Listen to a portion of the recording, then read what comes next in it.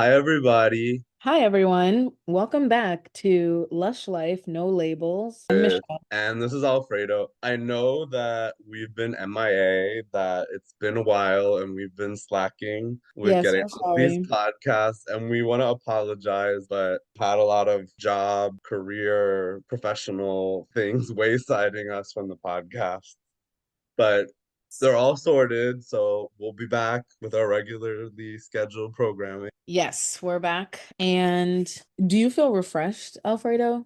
I'm excited. I'm happy, right? I don't know if you remember, maybe in the second to last podcast, I talked about job applications and different things. So that's sort of why I've been MIA, and I know Michelle had a lot going on at work the past month or so. So basically, I passed a professional licensing exam and I applied Okay. to different jobs. I was doing interviews and I finally got a job and I'm starting it in like 2 weeks. Yeah, so things have been moving pretty quickly for you. Yeah, it all happened really fast. Like mid-December, I passed the licensing exam. I started applying to jobs immediately, and I got the interview at the start of January. And yeah, now I'm starting Yeah, in February. But that that's kind of great. gets us to the topic of the week, right? Our topic of the week kind of ties into why I've been MIA.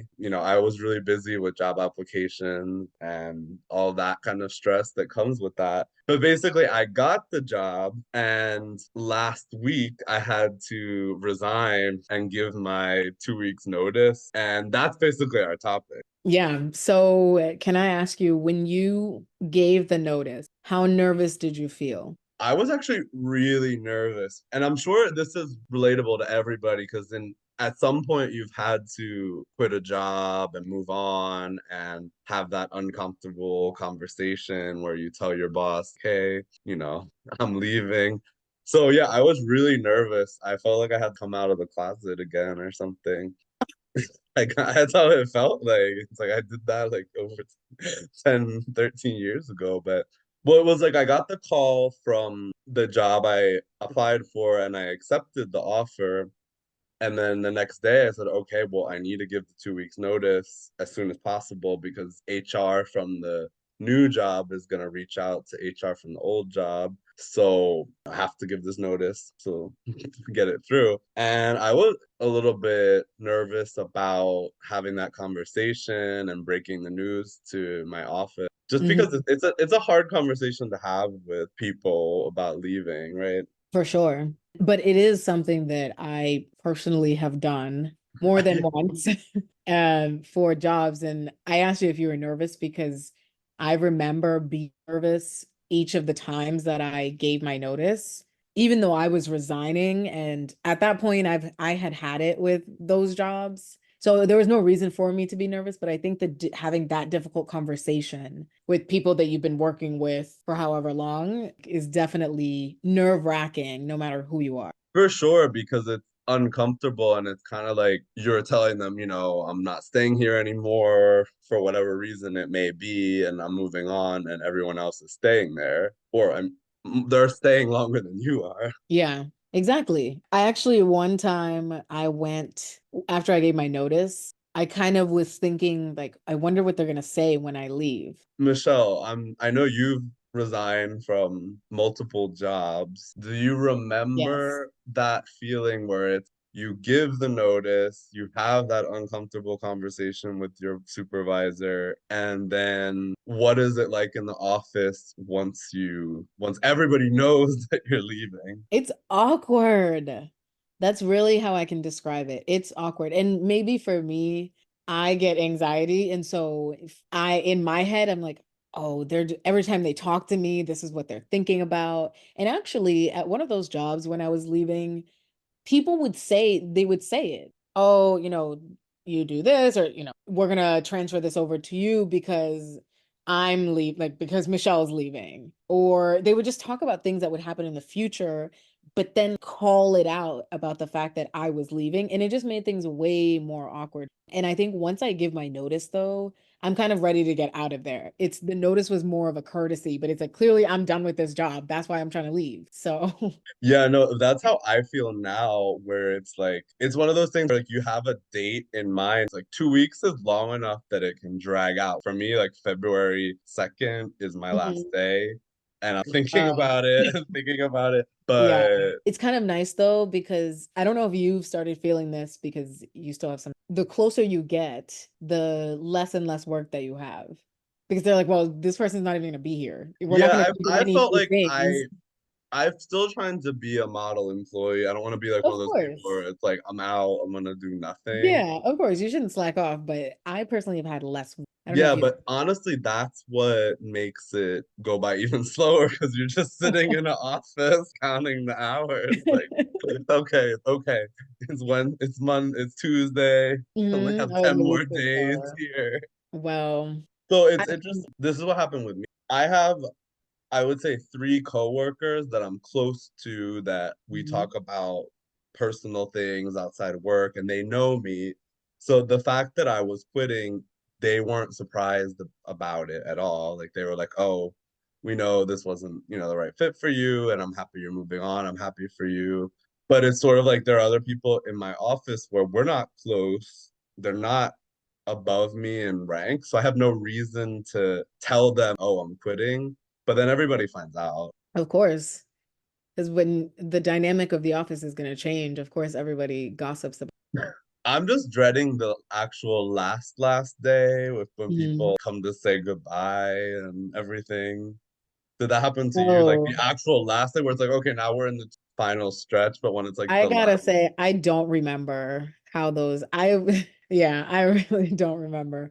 What I will say is that I don't talk to any of the people that I've ever worked with in the past. So oh my God, I this guess is so, maybe that now you're says saying it, I'm thinking something. about this like 8 to 5, and it's literally like the hours are going by, and it's like, oh my God, I have an hour left at this job, and I'm never coming back. That's crazy. Wow, Um, it's gonna happen. It's gonna happen. But for you, because you have formed, more personal relationships with some of these folks, I can see you still seeing them and still communicating with them outside of the work. And so those folks, maybe you already started talking to them. Like, did you find that you were talking to your work friends about leaving before Yeah, anything they actually? all are. They no one was surprised. Like Exactly, right? the people So who when it's really close to know the people me they were. know, yeah. But it's interesting because I don't know if you've ever felt this way, where I almost felt guilty about the job. Oh yeah. That's what Like makes I owed the conversations job difficult. something. And it's like a complicated balance because really the job I'm at, they really did hire me when I had moved from Spain. I didn't have a lot of experience on my CV in the US. They really helped me get my foot in the door with a job in the United States. Mhm. And I learned a lot at this job as like a kind of stepping stone, is that the expression? And so I did feel really grateful to everything they did for me, but the best thing for me was to move on to a different job. So it's like Mhm. I did feel guilty or like I owed them something, but I'd been there 13 going on 14 months and Mhm. I had, you have to do what's best for you. And I don't know, what do you think about that? I agree with you. For me, I did feel guilty. My most of my guilt felt or came from the fact that when I was leaving these jobs, we were understaffed. There were just a lot of issues going on. Our managers were not great managers as well. And so I think I was not the only person feeling it. And when I left, I felt bad leaving my coworkers there with now yet another person who's not there to help them do all of this work that is too much for everyone to do. So I kind of felt like, oh, I should stay so that their workload wouldn't be even worse than it is now. But I was like, I'm in the end, I have to choose myself. Even the giving the 2 weeks notice, I know that's a part of a lot of companies, but a company can decide to fire you on the same day. So we are not even afforded the same courtesy by these companies that we afford them by telling it by giving them notice and allowing them to fill the space. Yeah, and that's so true where you were at will employees basically and they can fire us at any moment, but you to keep your professional reputation and everything Mhm. else, you have to give this 2 weeks notice. Yeah, and I think I'm like it just creates so much more that I don't know, awkwardness, I guess. But maybe it's easier if everyone knows or is expecting you to go. I think there was one job where I left, but other people had left before me. Like we were just, everyone was done. And so when I left, my manager was like, honestly, it doesn't surprise me because everybody's leaving. I was like, well, maybe if y'all change things up here, then people would stay. And they lost really good people, you know? And so I It's do funny think you say that because that's what my coworker that was happy for me when I told was like, Mhm. these things are like contagious. You might be like Everyone's gonna starting a slew of That like happened in both of the jobs I was resignation. at. Yeah, there was literally just like a bunch of people just leaving because we all suffered together, and then one person decided they'd had enough, and then the rest of us couldn't I was see. wondering something crazy, and I told Michelle about this earlier, but one of my coworkers, it's like she's been at this job for 20 years. She's Hmm. older, like she's in her 50s, and she's mad at me that I'm leaving. Instead of being happy for me that I'm moving on with my life, Hmm. going forward with something that's a better fit for me, she's mad. And Alfredo, why do you think she's mad at you? because I think she's one of those people that's like, I've stuck it out here and been unhappy for 21 years, so you should So too. you should too. Like you should stick it out here and suffer. Because And but well, I think she should maybe just work on herself then. Work on being happy for herself. but it is complicated, and I think that's even generational too, where I think our generation, Gen Z, millennial, for us it's normal to switch jobs relatively quickly. Obviously, Mhm. I was there for 14 months, which I consider like a relatively significant amount of time. But I feel like our parents' generation, people would stay at the same company forever. You know, one of the reasons, at least in the US, and I would want to make a comparison because I know in other countries, we were talking about firing and quitting, right? Other countries, it's really difficult to fire people. So I think that's one thing that makes the US a bit different in that way. Like our firing and all of that is, and layoffs, like that, these things, there are like policies in other countries. But in terms of staying at the same company now, really the advice I get from older millennials, things like that, is the best way to be promoted or be paid more or get more benefits is to move to another company. Part of the reason is because back in the day, you know, at the parents, grandparents' age, they had pensions, for example. And so it actually paid and it was more beneficial to stay at the same company because then you could collect your pension. And Yeah, I think that's exactly. Where where you now would it's start at the like, bottom and then you would move up to the top. Now, these people are not moving up to the, like they're literally staying or moving in people from other companies. So it's much harder to even move up and we have in no pension, so it's like we have no I pension. heard So that same career advice too, where as long as you're saving money in like a 401k or some sort of like Mhm. private retirement fund, it doesn't matter what job you switch to. No job gives you a pension anyway. So there's not as much reason to stay if you're not. Yeah. I mean, it's like healthcare, you know, every company has a different one. So, But it is funny you say that because I felt bad about resigning. Like I was nervous and I had the conversation with my boss and then I sent the email to HR, like the official resignation letter. mhm.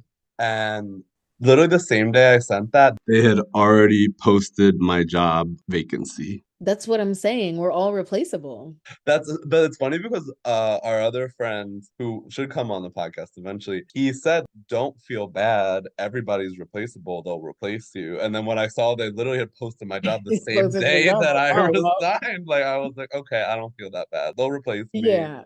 Not a big deal." Powers that be will replace you. Obviously, you know, the people that you're friends with, who you're closer with, of course, they'll miss you there. But yeah, in the system, we are replaceable. It made me a little bit mad though, because I don't want to view myself as replaceable. They Like didn't even wait until I'm you leave. irreplaceable. No one could do the job like I I mean, I think it's one of those things too that for me, I know we're not talking about like other jobs that we've had, but I think that whole thing of being replaceable is I don't want to kill myself over a job. In my past, I've done that for years and it sucked and just led to a lot of not great things. But that's one thing I've learned around quitting or giving notice and all that. It's really, we should make the decision that is best for us. Obviously it's nerve-wracking to quit or, you know, giving your notice or whatever it is, but I do think it's a good thing to practice having difficult conversations. And also, if we're doing what is best for us, then I think that should hopefully absolve us more of the guilt that we feel of leaving that job.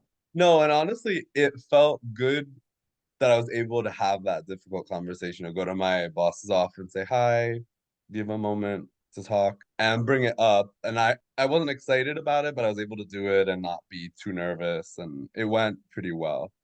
But it's Hmm. funny actually though that you say this because there's a my office is pretty varied in age, but there's one of the older coworkers in her late 50s. I'm not close to her, but I told her, I was like, hey, I ran into her in the break yard. I said, hey, you're probably gonna find out, so I'm just gonna tell you I'm resigning.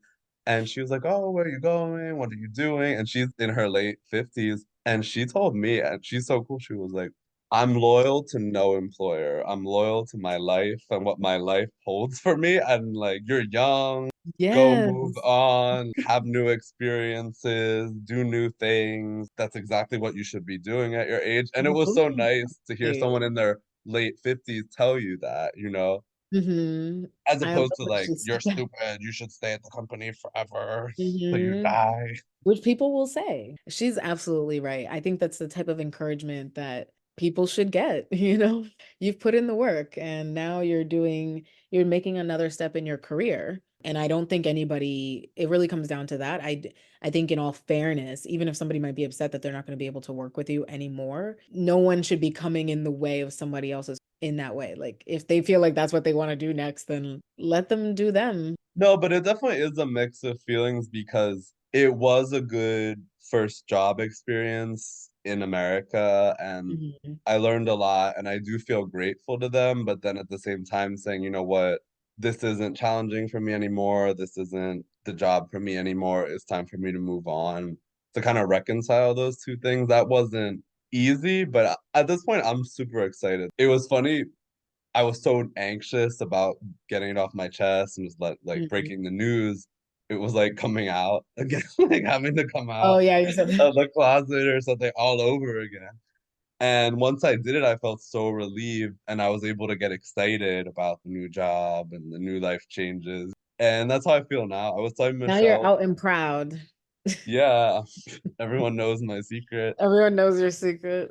But I was telling Michelle, I was like, I'm feeling like myself again Hmm. because I've been having dance parties by myself in my apartment with the You music know, I on. love a dance party.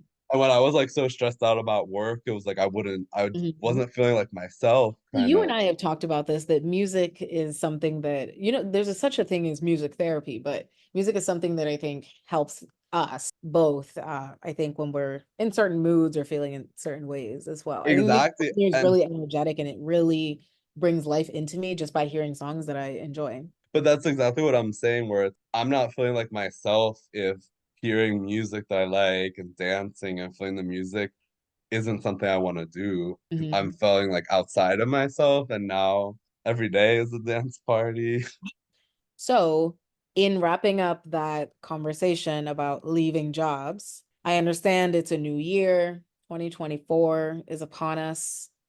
For those of us in the US, it's going to be an interesting later half of the year. Oh my But we actually want to flip it back to you guys and give you some things to think about as we leave you today. Alfredo, do you want to go ahead? Yeah, I think first off, it's January.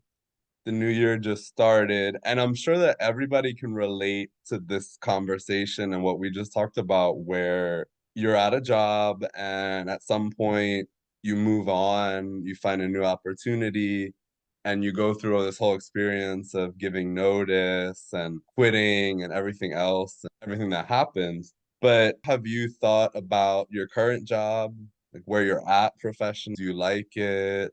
Are you feeling fulfilled? Is it where you want to be? Those are questions, I asked myself before I ended up taking this decision. Yeah. I think that that's definitely good to think about because even if you're not leaving a job, it's always good to reevaluate or just sort of see where you're at. But I hope that everyone is feeling refreshed and reinvigorated for the new year.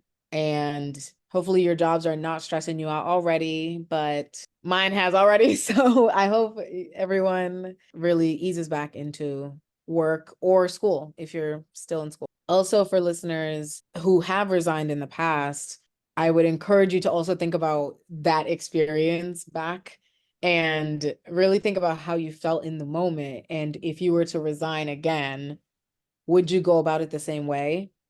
And do you think you would still be as nervous? Yeah, just think about the whole experience of it, because I'm sure, like, looking back, it's definitely a memory for you, no matter what. Yeah, exactly. So thank you for joining us again in this new year, everyone. We are excited to be back. We're And back. We're back. We'll be consistent again. You know, we've gotten through some career ups and downs, professional crises, so we're back. yes, so thank you, and we'll see you next time. Bye bye.